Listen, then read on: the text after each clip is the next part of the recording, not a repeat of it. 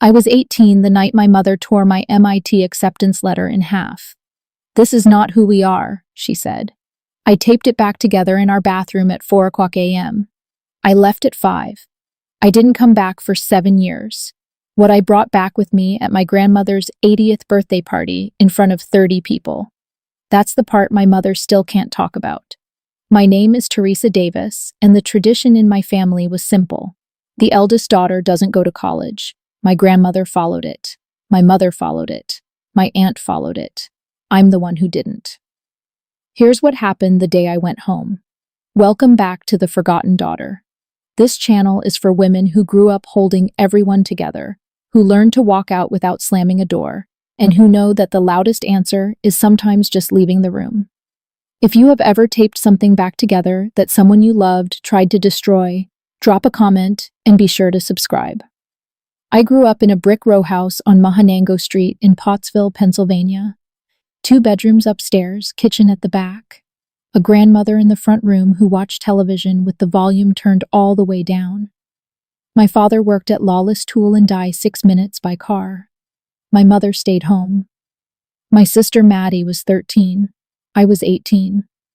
The tradition in our house had a shape. It looked like my grandmother's wooden recipe box on the kitchen counter.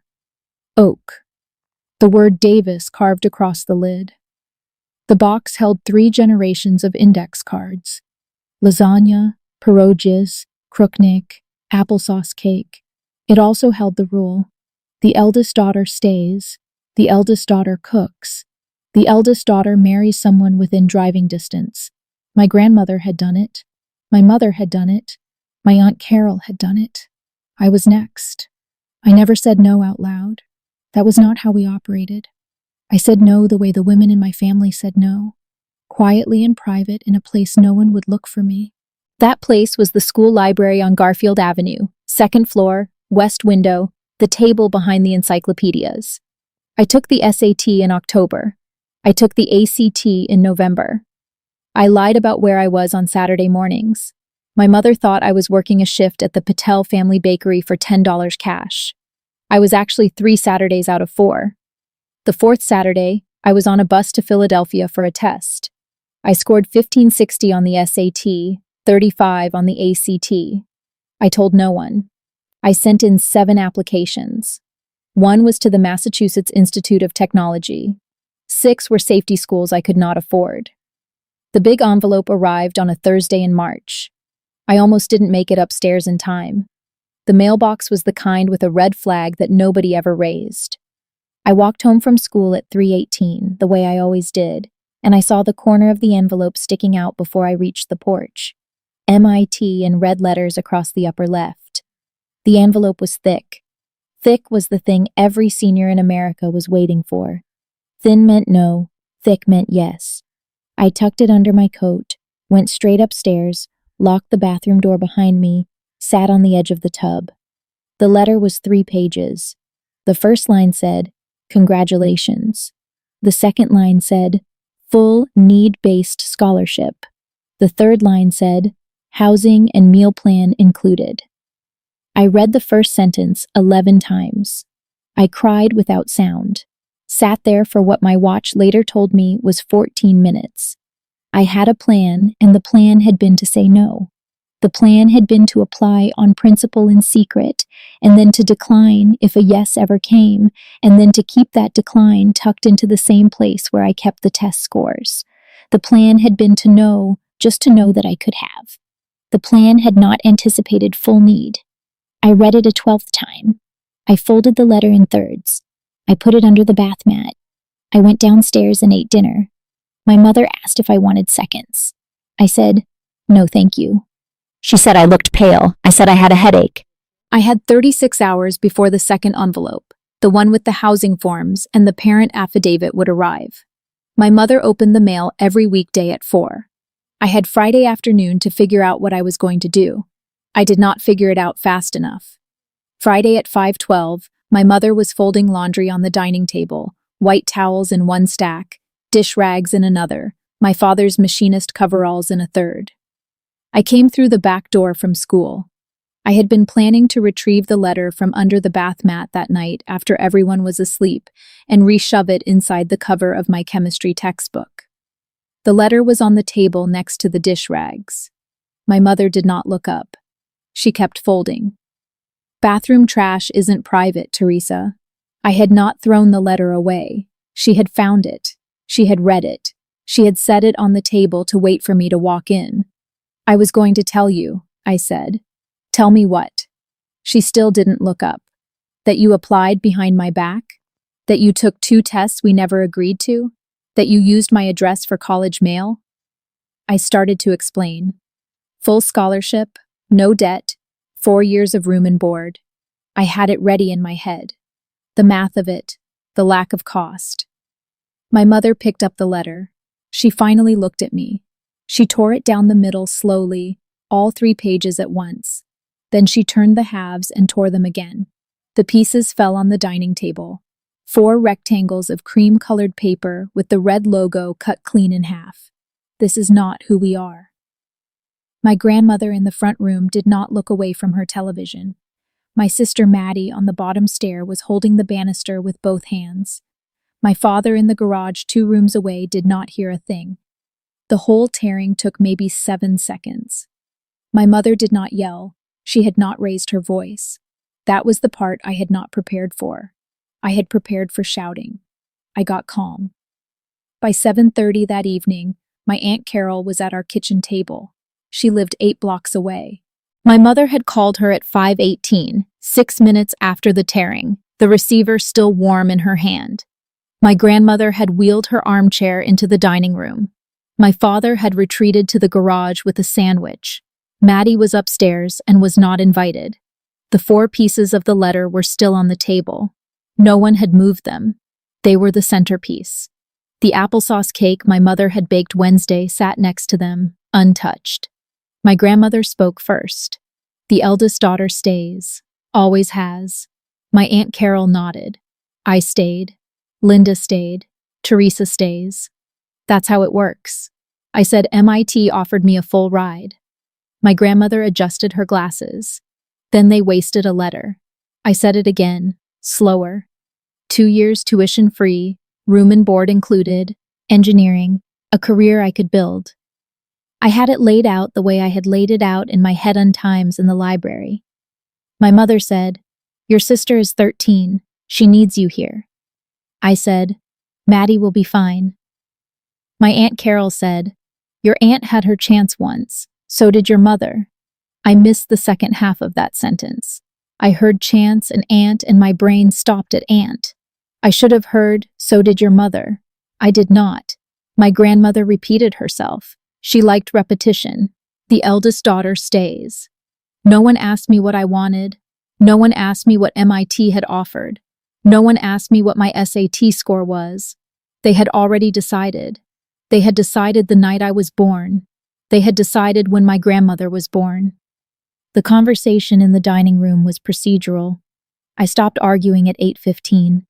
I went upstairs at 10 o'clock. I did not sleep. I waited. At midnight, my mother went to bed.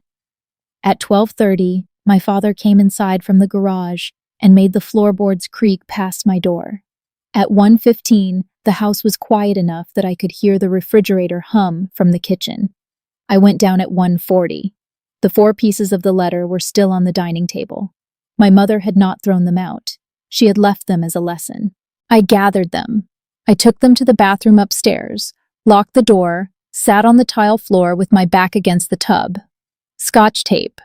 Mom kept a roll in the medicine cabinet for the labels on her prescription bottles. I pulled the strip slow. I taped each tear like a stitch. My mother had taught me to mend things. She just had not said which things. Hems, yes. Buttons, yes. Letters from the Massachusetts Institute of Technology, no. The sentence about the scholarship ran across 2 tape lines. I could still read it. I folded the letter into thirds. I put it in the inside chest pocket of my denim jacket, the one that closed. I went back to my room, opened the bottom drawer of my dresser. $340 in cash saved from babysitting the Patel kids next door over the past 2 years. a printed Greyhound schedule I had downloaded at the library and folded into eighths in October Boston route. 5:22 a.m., departure from Pottsville. I wrote a note for Maddie. Half a page. I told her I loved her. I told her I would write. I told her not to be afraid. I slipped it under her pillow at 3:40 while she slept with her mouth open. I went down the stairs in socks. The light in the garage was on. I had expected it to be off. My father was standing at his workbench. Sleeves rolled, hands greasy, the carburetor from the 1992 Buick that did not run open on a clean rag. He was not fixing it. He was pretending to. He had been waiting. I stood in the doorway with my coat on and my duffel bag at my feet. He turned. He looked at me the way he looked at customers who came to the tool shop with a problem they could not name. He nodded once. "Your mother loves you, Theresa." "I know." He wiped his hands on the rag. He went into his back pocket and took out his wallet. He counted out 4 $20 bills. He held them out. I took them. $80. He had $80 in his wallet on a Friday after payday, and he had decided somewhere between dinner and 1:40 a.m. to give all 80 of it to me. "For the bus," he said. I put the bills inside my jacket with the letter. He did not ask where I was going. He did not need me to tell him. He had heard my mother on the phone with Carol. He had heard the tearing through the wall. He had been awake the same way I had been awake. I did not say thank you. I did not say goodbye. He did not reach for me, and I did not reach for him. He turned back to the carburetor. I picked up my duffel. I walked out the side door of the garage into the alley. It was 4:11 a.m. The temperature was 31 degrees. I could see my breath. The taped letter sat against my collarbone, folded into thirds. $80 on top of it. The Greyhound station in Pottsville was a glass cinder block waiting room attached to a Sunoco gas pump 1 4/10 miles from my house. I walked it in 24 minutes. My duffel bag was a navy nylon Eastpak with one broken strap. It contained 3 changes of clothes, a paper bag of Catcher in the Rye, my SAT prep book, my high school transcript folded twice, my driver's license, a spare pair of glasses, and a Ziploc bag with my toothbrush in it. That was every item I owned that mattered. I bought my ticket at the window from a man named Earl. Boston Greyhound, $89. The bus left at 5:22 a.m.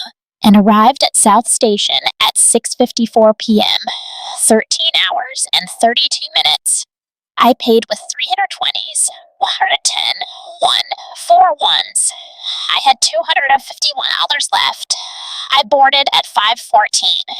I took a window seat behind the driver. The seat next to me stayed empty. The bus pulled out at 5:22 on the dot.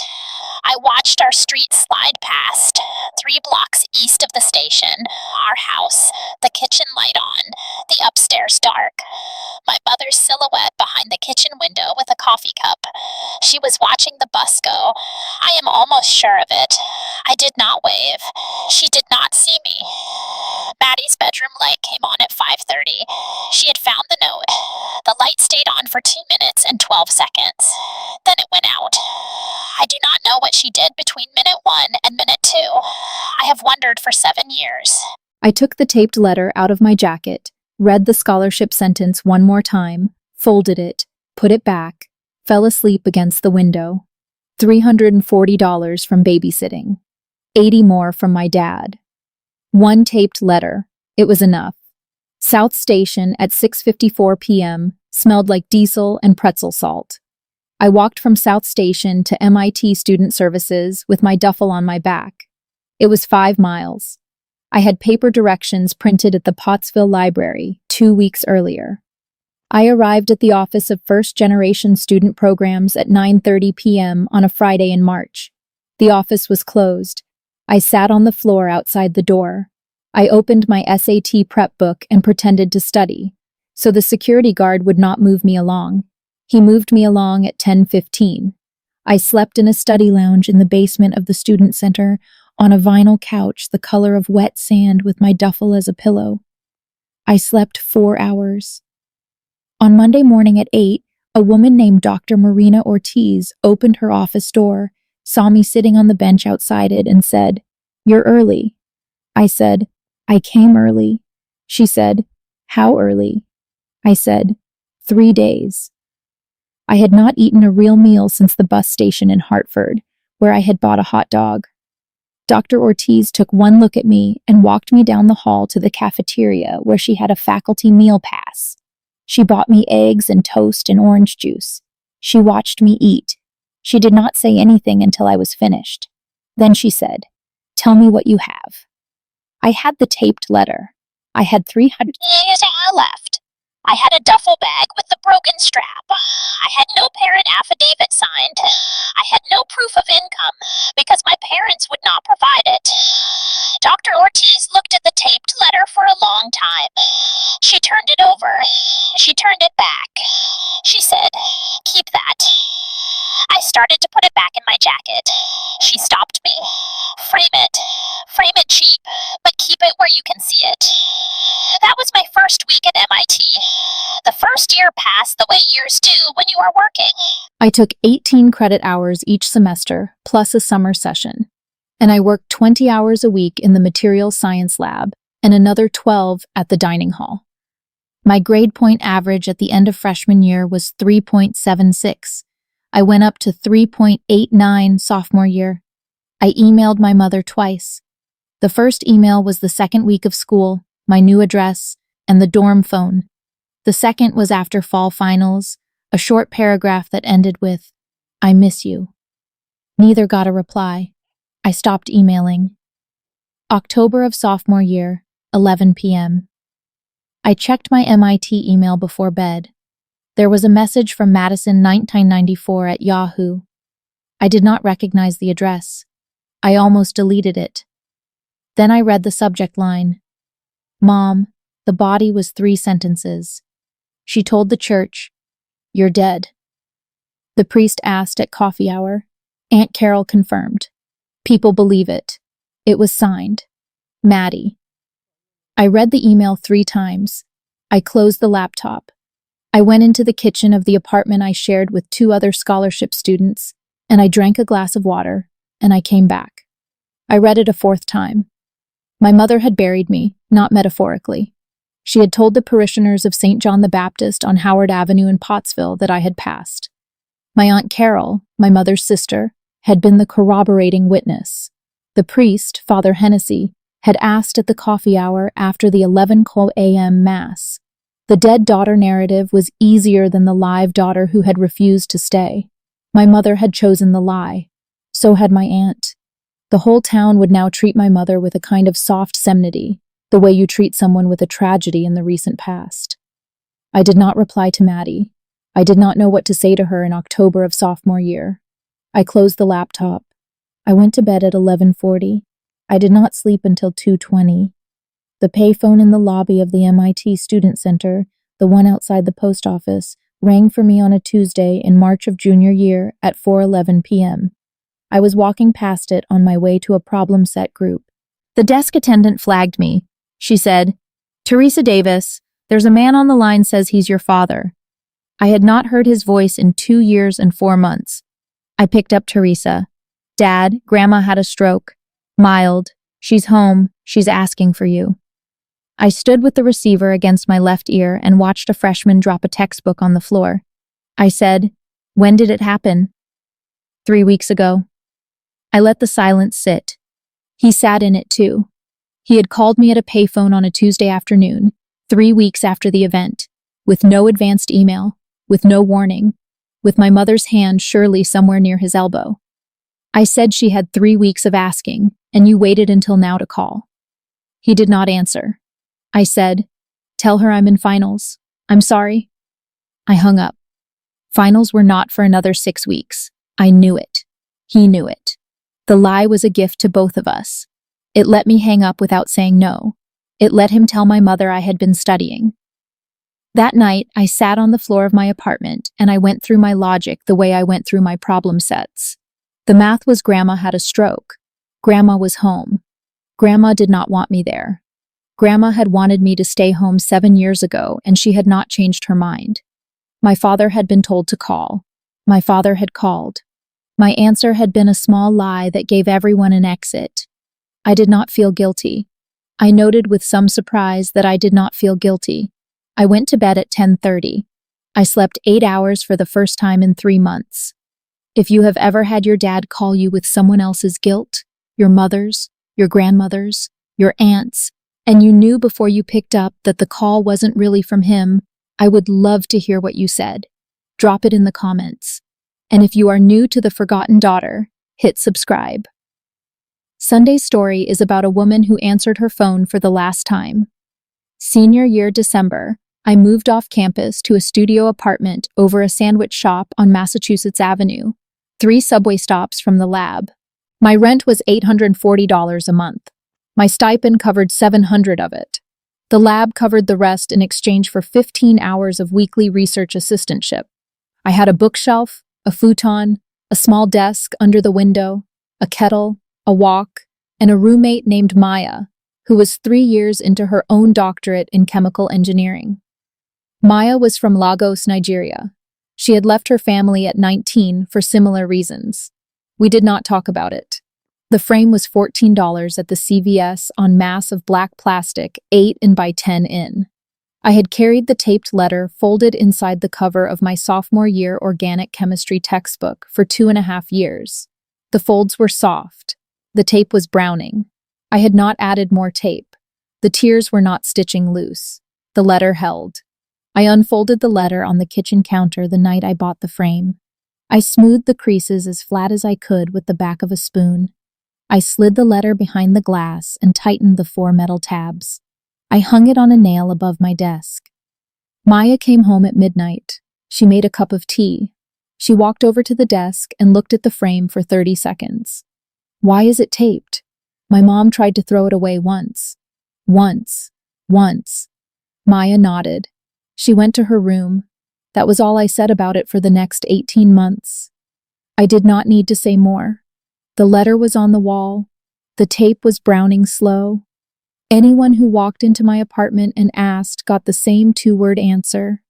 Anyone who did not ask did not need to know. It was an artifact. It was a calendar I did not have to mark. Every day I sat at the desk, I looked up. Every day I looked up, I remembered I had taped it. I crossed the stage at Killian Court on a Friday in May. The weather was 68 degrees, partly cloudy, no rain. The ceremony began at 10 a.m. My section, mechanical engineering, walked at 11:42. My name was the 43rd name called out of 212 in my section. I had sent 4 invitations to Pottsville 3 months earlier. Mother, father, grandmother, Aunt Carol. Mother's came back, stamped return to sender. The envelope had been opened, the contents read. The envelope resealed with a different brand of tape than the one she had used to repair my chemistry homework in 8th grade and put back in the mailbox. She had taken the time to send it back. She had not taken the time to write anything on it. Father's was opened. No reply. I learned later from Maddie that he had read it on the porch and put it in his coverall pocket. Grandmother's was used as a coaster for her morning coffee. The water ring was on the cardboard backing. Maddie sent me a photograph 6 months later. The water ring was perfect, like she had centered the mug on purpose. Aunt Carol's was thrown out unopened. I had reserved 4 seats in the family section, rows G through J, on the aisle. 3 were empty at 11:32 when the ceremony started. I had hoped, the way you hope for things you know are not going to happen, that one of them would be filled. Dr. Ortiz came. She sat in the first seat. She wore a navy blazer, and she clapped for me when I crossed the stage. The only person in row G who clapped for any single graduate by name. My faculty advisor, Dr. Sunita Reddy, sat in the second seat. Maya sat in the third. The 4th seat stayed empty. After the ceremony, the 3 of them took me out for Indian food at Diva on Hampshire Street. Dr. Ortiz ordered the lassi. We did not talk about who had not come. We talked about my doctorate starting in the fall in the same lab as Dr. Reddy. I scanned the crowd at the end. I did not find her. The package came on a Tuesday in July, my first month as a doctoral student, 2 months after graduation.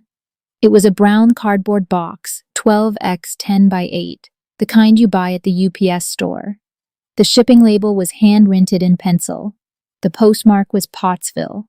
The return address line was blank. I opened it at the kitchen counter at 6:15 p.m. with a steak knife.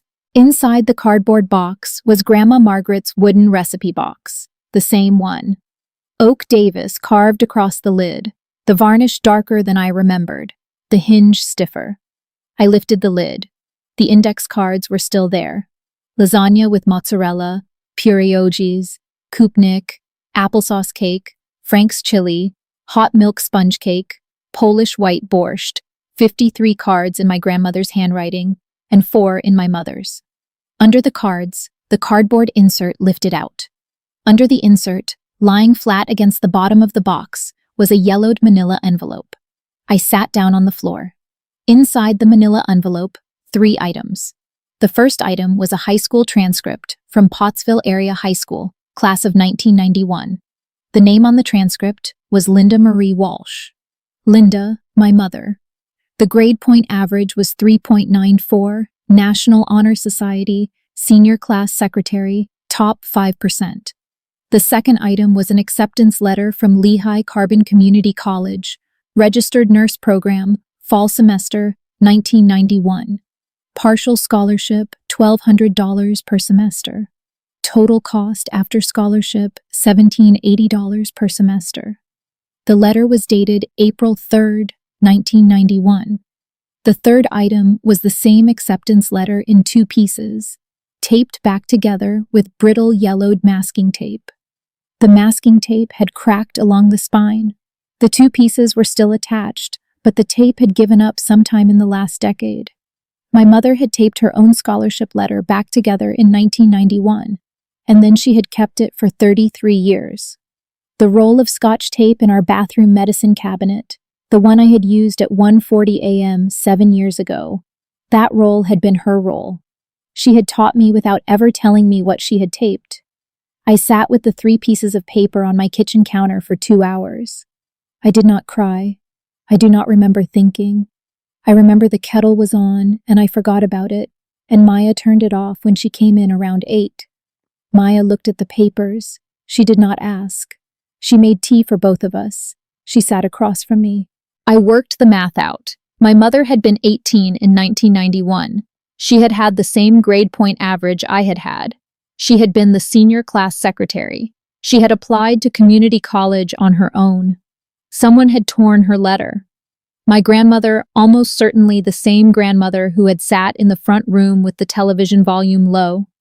My mother had taped the letter back together with masking tape, which was what was available in 1991 in the Davis kitchen.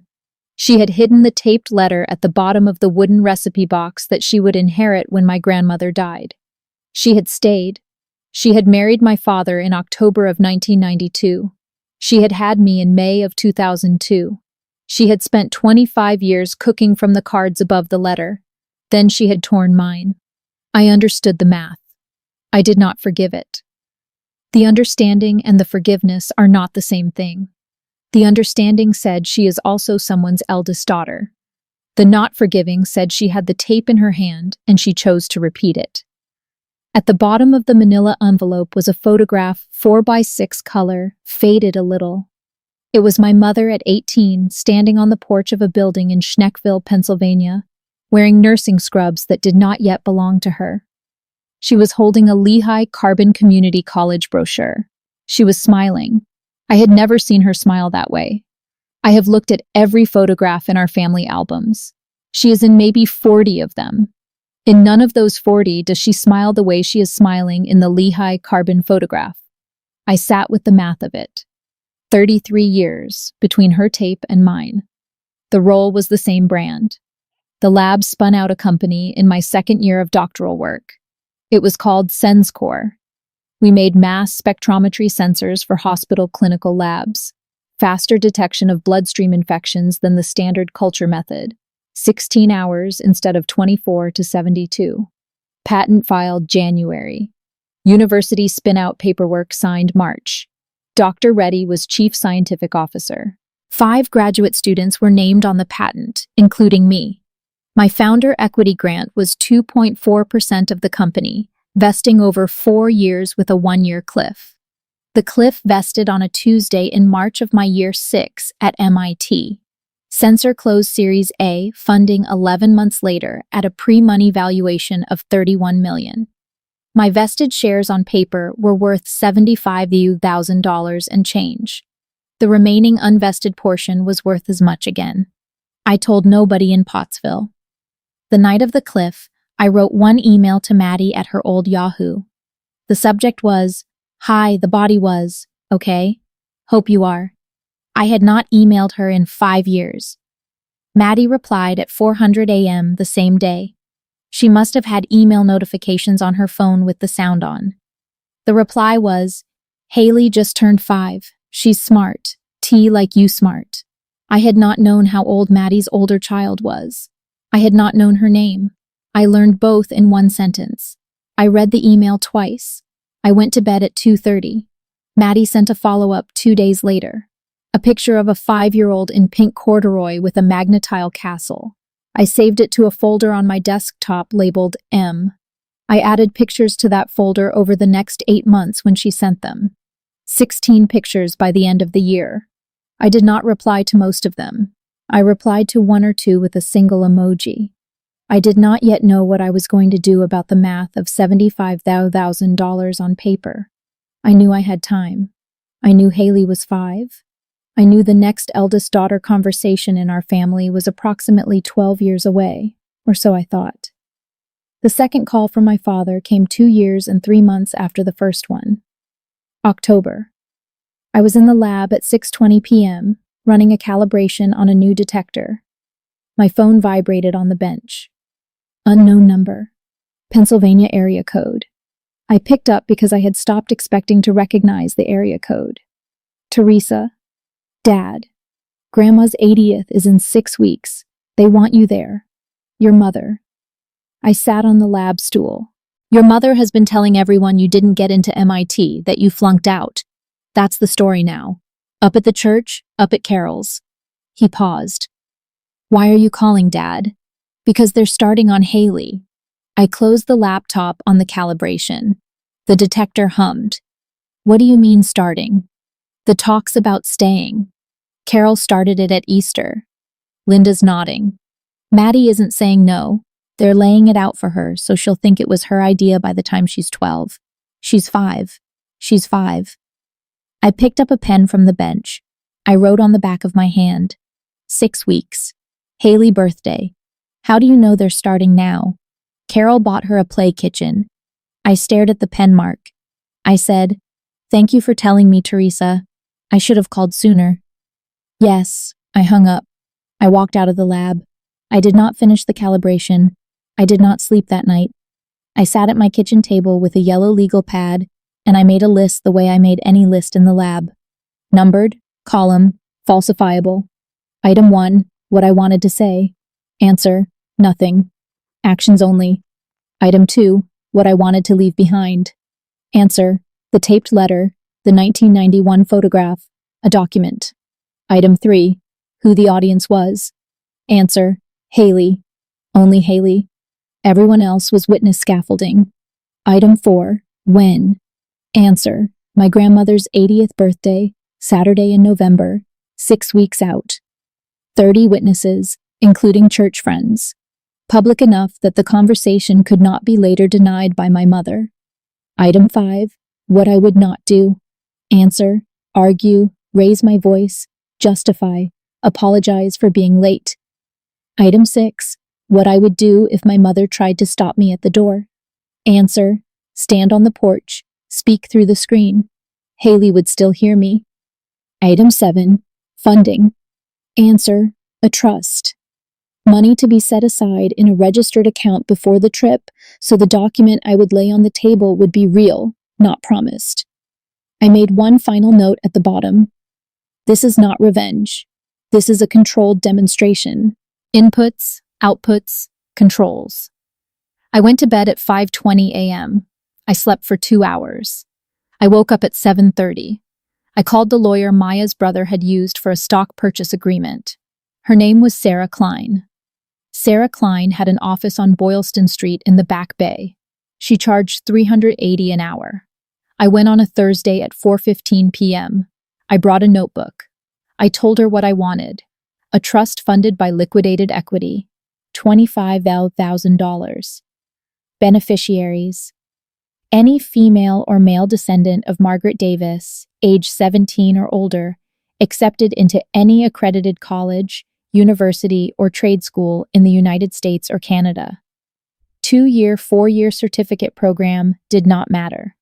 Haley, my niece, would be the first eligible at age 17. Her brother Cody would be eligible too. Sarah said, "You want the boys included?" I said, "The tradition was gendered. The trust isn't. That's the point." She drafted the document over the next 8 days. We met twice more. The corpus was wired from my Senscore share liquidation on a Monday. The trust signed and notarized 11 days after our first meeting. Sarah was the trustee. I was the grantor. The instrument was named the Davis Daughters Education Trust with a footnote clarifying that it covered all descendants. I kept the daughters in the title on purpose. Sarah handed me the signed document in a cream-colored envelope with her firm letterhead. She asked twice if I wanted to add a note for the family. I said no both times. She accepted that the second time without asking again. $25,000 notarized in 11 days. The notary asked me twice if I wanted to add a note. I said no. If you have ever put a sum of money behind a younger version of yourself, a niece, a cousin, a kid down the street, and you did not ask for credit, I want to hear it. Tell me in the comments what you set up and why. And if you are enjoying this one, hit subscribe. There is a story coming Sunday about a woman who paid for a stranger's tuition and didn't tell her own family. The Friday before the party, I packed. The briefcase was a brown leather saddleback from a graduation gift Maya had insisted on for my bachelor's. I had used it twice. It was small, 12 and x15, 2 compartments, a flap, a single brass buckle. Inside, in order from bottom to top, the trust document in its cream-colored envelope.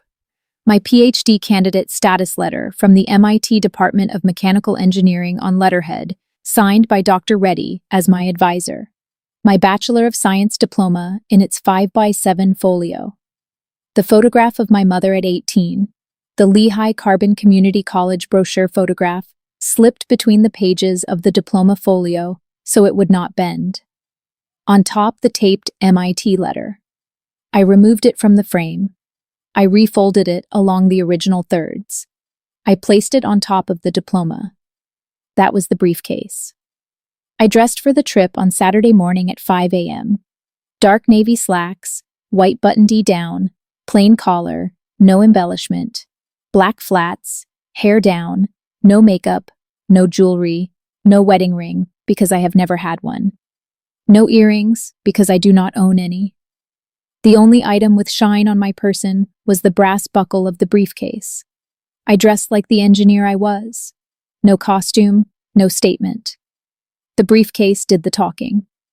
I flew from Logan to Philadelphia. I rented a charcoal-colored Honda CR-V at the airport. I drove west on Interstate 76. I stopped once for coffee. Pottsville on a Saturday morning in November looks the way it has always looked. Brick row houses on Mahanango, Dollar General on Center Street, 2 empty storefronts where there had once been a bakery and a hardware store. The bakery had been the Patel family bakery. The Patels had moved to Squilkill Haven 6 years ago after the bakery had closed. I drove past my old high school. The marquee read, "Go Tide." The football team was the Crimson Tide. Some things did not change. I drove past the Greyhound station. The cinder block waiting room was still there. The Sunoco pump beside it had been replaced with a touchscreen model. The same Earl was probably no longer behind the ticket window. Earl had been 62 when I had bought my ticket. Earl would be 69 now. I drove past the Goodwill on Center Street. In the window display was a kitchen apron, a green and yellow print folded over a hanger. It looked like the aprons my mother had worn every Saturday morning of my childhood. Same length, same hem, different print. The Goodwill rotated stock weekly. The apron in the window today was not my mother's. It was someone's. It was someone like my mother's. I did not stop. I did not slow down. I drove past at the speed limit. I turned onto Mahanango Street at 10:14 a.m. I parked the Honda at the curb across from the Davis house. The mailbox at the curb had been repainted blue. I sat in the rental and counted to 100. I walked up the four-porch steps at 10:42 a.m. I knocked twice with the back of my middle knuckle, the way my father knocked when he came in from the garage. My mother opened the door at 3/4 width. She was wearing an apron. Same brand, different print from the one in the Goodwill window. Her hair was almost half gray. She had not lost or gained weight. Her face looked the same and not the same. The way faces look after 7 years, you have not seen them. She did not say come in. She did not say Theresa. She did not say hello. She said you're early by 18 minutes. The party starts at noon. Stay in the car. She closed the door. Through the gap before the door shut, I saw the kitchen counter behind her. The recipe box was on it. Davis carved across the lid. It looked the way it had always looked in the same spot. I had returned the box to its place by sending it back the previous summer with a note from Maya's mother's handwriting that said, "Only found this at Sabina's apartment. Thought you'd want it back." It had worked. The box was home. My mother had no idea I had ever held it. I walked back to the Honda CR-V. I sat in the driver's seat. I turned the heat to 68. I waited. It was 10:43 a.m. The party started at noon. 18 minutes was 18 minutes. Cars started arriving at 11:15. I had a clear view from the Honda. Aunt Carol and her husband Donnie in the cream-colored Buick LeSabre. Carol got out first, heavier than I remembered, her gray hair in a hard perm. She glanced at the rental across the street and pretended not to. Maddie next, 11:22, in a green Subaru Outback. Maddie was a woman now, 23. She lifted Cody, the 2-year-old, out of the back on her hip with the practiced efficiency of someone who had not had a hand free for 3 years. Tim, her husband, lifted Haley out the other side. Haley was wearing a pink dress and white tights and a small navy cardigan. She held a plastic bay horse in her left hand. Her hair was the same blonde mine had been at 5. Cousins followed. 3 of mine from my father's side, 2 from my mother's side, the Walsh cousins, the 2 church friends of my grandmother's, Mrs. Hardesty and Mrs. Vargas, in a Cadillac, driven by Mrs. Hardesty's grandson. At 11:53, Maddie crossed the street. She had taken off her coat. She came right up to the driver's window. I rolled it down. She said, "I sent you the box." "I know. It took me 5 years to find it. She had it in the attic. Thank you. Are you going to make a scene?" "No, I'm going to make an option." She looked at me for 2 seconds, then she nodded once. She walked back across the street.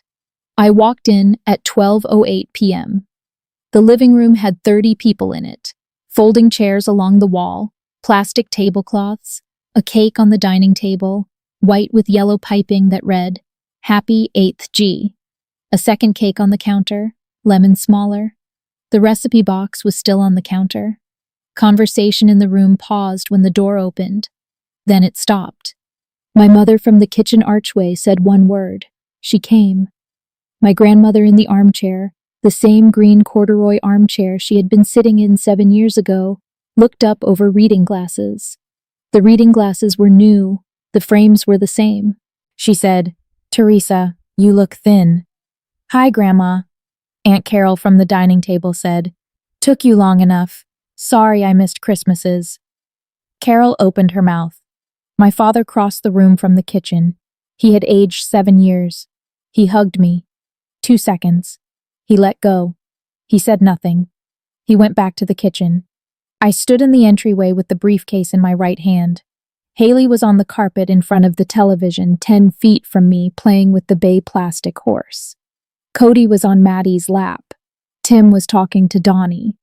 The room remembered how to talk in about 15 seconds. The volume came back up. Mrs. Hardesty asked Mrs. Vargas if she wanted coffee. I sat down on the folding chair nearest the front window. I put the briefcase on the carpet beside my left foot. At 12:31, my mother picked up a butter knife and tapped it against the rim of a water glass. The room went down to a hush. My father stepped to the kitchen doorway with a coffee cup. Maddie set Cody on the carpet next to Haley. My grandmother stood up. The cane took her weight on her left. She used the back of the armchair with her right. "Thank you all for coming," she said. 80 years. A gentle laugh from Mrs. Vargas, a clap from Donnie. "I want to say something about our family." She looked down at Haley, who was rolling the bay horse along the edge of the coffee table. "Davis women stay close. We don't chase. We don't drift. We don't get above ourselves. My Linda stayed. My Carol stayed. My Maddie stayed." She paused. She looked at Haley again. "And one day soon, my Haley will stay too." She lifted her water glass to staying. 28 glasses went up, 28 voices to staying. Aunt Carol's was the loudest. My father lifted his coffee cup halfway and stopped at his sternum. He did not say the words. 2 glasses did not go up. Mine did not. I was sitting with my hands folded in my lap. The water glass was on the side table by my elbow. I did not touch it. Maddie did not. She had picked it up. She had brought it to chest height. She had held it there. She had not raised it to her mouth. She had not said the words. She set it back down. My mother did not see Maddie's glass. My mother was looking at me. I shifted the briefcase from beside my left foot to the floor directly in front of me. The toast applause lasted 9 seconds. Conversation came back. My grandmother sat down hard. Mrs. Hardesty went to refill her coffee. Maddie picked Cody up off the carpet. My mother crossed the room. She came to the kitchen doorway nearest my chair. She kept her voice low. "Don't." I looked up. "Whatever you're thinking, don't." "I'm not thinking. I already decided. You will not embarrass this family today. I'm not going to embarrass anyone." "Then what are you going to do?" "I'm going to talk to Haley." My mother's left hand went to her hip. Her right hand was holding a dish towel. The dish towel was the same brand of cotton that my grandmother bought in 3 acts at the Bosovs downtown. I had folded those dish towels 3,000 times in the kitchen of this house growing up. The fold was a Davis fold, tri-fold hem out. "She's 5, Theresa. I know. You don't get to walk in here after 7 years. And Mom," she stopped. I said, "I'm not asking you for anything. I'm not going to fight with you. I'm going to put something in front of Haley and I'm going to leave. You can do whatever you want after I'm gone." My mother said, "This is my house." I said, "It's Grandma's house." She did not answer that. She turned on her heel. She went back into the kitchen. Through the archway, I watched her wring the dish towel between both hands, twisting it the way she twisted dough.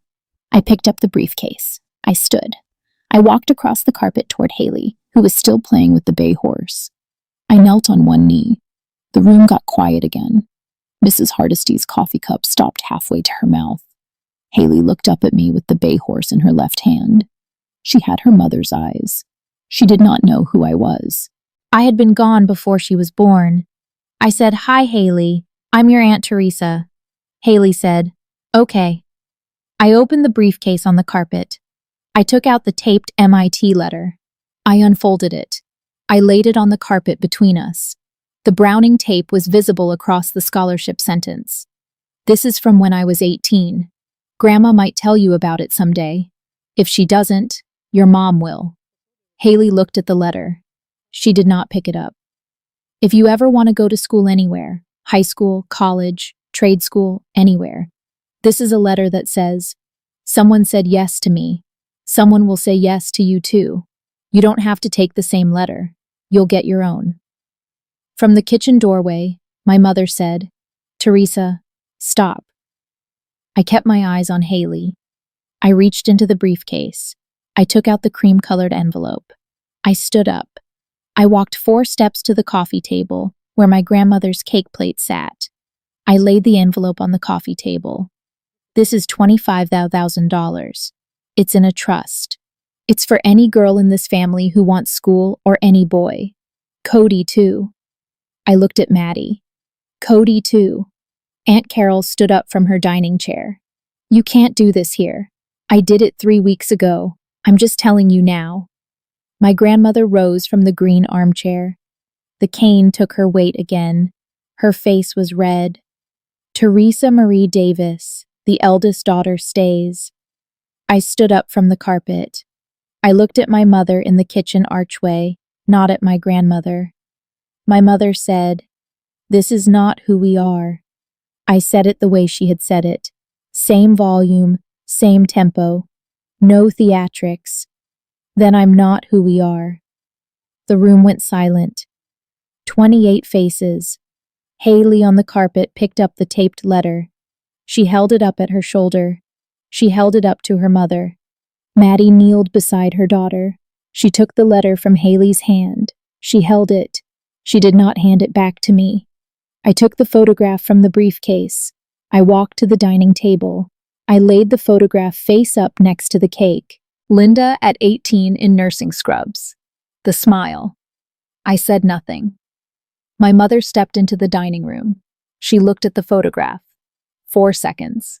She picked it up. She turned it over. She turned it back. She set it down. She said, "Where did you?" I did not answer.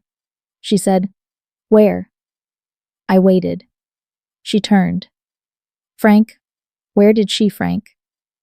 My father in the kitchen archway did not move. He had a coffee cup. He set it on the counter behind him. He did not look at her. My mother turned back to me. Her voice came up. "You went through my things. You stole my—" Maddie sent the recipe box. What? Maddie found the box in the attic. Maddie sent it to me. I read what was in it. Maddie, still on the carpet next to Haley, did not stand up. She did not deny it. She did not confirm it. She held the taped letter against her chest. My mother said, "You don't get to." Her voice was loud now, the kind of loud my mother almost never reached. My grandmother sat back down hard. Aunt Carol crossed herself. I picked up the briefcase. The briefcase was lighter now. The trust document was on the coffee table. The photograph was on the dining table. The taped letter was with Haley. The PhD letter and the diploma I had left in the briefcase. They had not been the point. I walked to the door. I put my hand on the knob. I turned to my mother. I said one thing. "I tape mine too, Mom. Same brand of tape." I opened the door. I walked out. The door closed behind me. From the porch, I could hear my mother's voice rising, a sound I had not heard her make before. I walked to the rental. I did not look back. I sat in the rental Honda at 10:07 p.m. I put the key in the ignition. I did not turn it. The heat I had left on at 68 had been off for 3 hours. The car was cold. A knock on the window. Maddie. She was holding the taped letter and the cream-colored envelope. She had her coat on now, her breath in the air. I rolled the window down. She said, "Haley wants to keep this." "She can. The trust. Is it real?" Notarized. Sarah Klein, Boston. The number's on the cover sheet. Tim's going to be hard about it. Tim doesn't have to sign anything. Haley is the beneficiary. You're the custodial parent. He's not on the paperwork. She breathed out white air. "What about Cody?" "Cody, too. Read page 3. She nodded. She held the letter and the envelope against her chest. "Are you coming back?" "I don't know yet." "Okay." She did not say anything else. She walked back across the street. She went inside. The door closed. I turned the key. The engine started. The third call from my father came 3 months after the party, a Wednesday in February, 6:40 p.m. I was at my kitchen counter in Cambridge cutting onions. The phone vibrated. Pennsylvania area code. I picked up Theresa. Dad, Haley just started a Saturday science program at Lehigh Carbon Community College STEM camp for elementary kids. Maddie used the trust to register her. The onions on the cutting board were half diced. I stopped cutting. It's 6 Saturdays, 5 hours each. Maddie's driving her. Tim said it was Maddie's money to spend. Maddie said it was Haley's. Thank you for telling me. Your mother won't speak to me about it. She knows. She just won't say it. Okay. I should have called sooner. Theresa, 7 years sooner. Yes. A long pause.